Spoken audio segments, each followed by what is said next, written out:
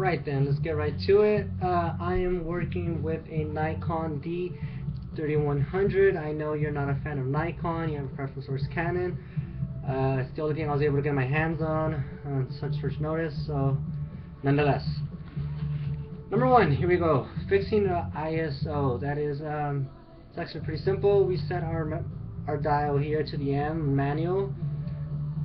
Press the info button on the bottom left. Brings up the display screen. Press it again to let us actually toy with the options available and quickly guide towards the ISO sensitivity. Highlight it, press OK, opens up a sub menu, lets us choose exactly what we want from 100 to 1600 to high 1 and high 2. Our file type is on the exact same screen, so we leave it on manual, double press the info to let us manipulate it, and we go to onto the top of quality, image quality. It actually allows me to choose between fine, normal, basic, and then your raw, and something called raw plus fine, which will save my image in the raw format as well as a fine high quality JPEG, so I'll have two of the same image of whatever I'm taking a picture of. Our aperture, we move our dial to the A, which is our aperture, and then on the bottom we have a little command dial which we can manually set it up so to whatever we want. Seeing how I am unfamiliar exactly with all of them, I'm not going to toy with that exactly completely yet. Nonetheless, you could go from as small as what's the smallest, 30 I believe here, f18, all the way up to 5.6, at 5.6, 116, oh, it goes wider. Nonetheless, you get the idea. Now, our shutter speed is the exact same dials. We move it to the S, so we can move the shutter, and move the dials to whatever we want. And then our program settings as to aperture priority. If you manipulate the aperture to whatever you want it to, when you go and focus and shoot, it would automatically choose the appropriate one for you. Meaning, if you want aperture priority, put it on that one. If you want shutter priority, you go and manually choose your shutter, and it'll choose your aperture for you. Vice versa for the previous. Alright, so what are my scene modes? Okay, this one comes with our portrait, landscape, child, sports, close-up, and night portrait. Pretty simple.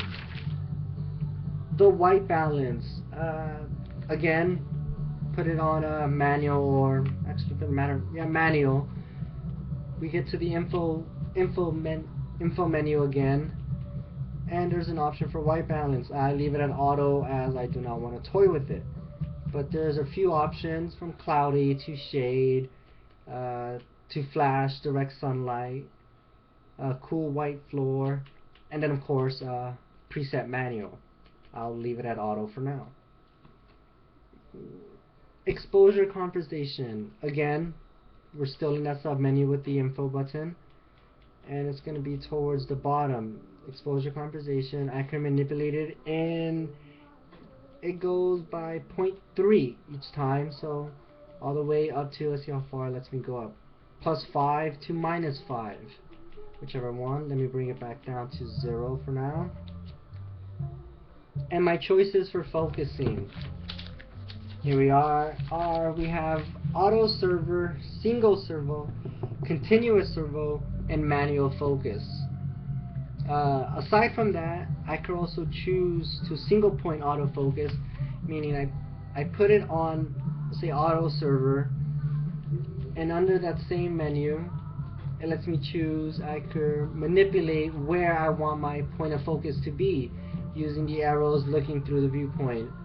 It'll show a little light laser, choose around what I want to do, press the button halfway to lock that in, and it'll hold that focus. I have the single,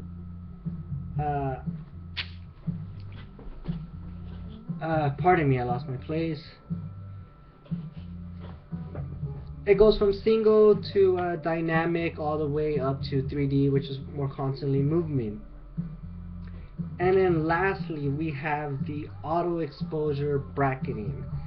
This camera actually is not capable of doing that function, although I did find that you can still manipulate the exposure compensation by holding down the exposure compensation button and rotating the command dial.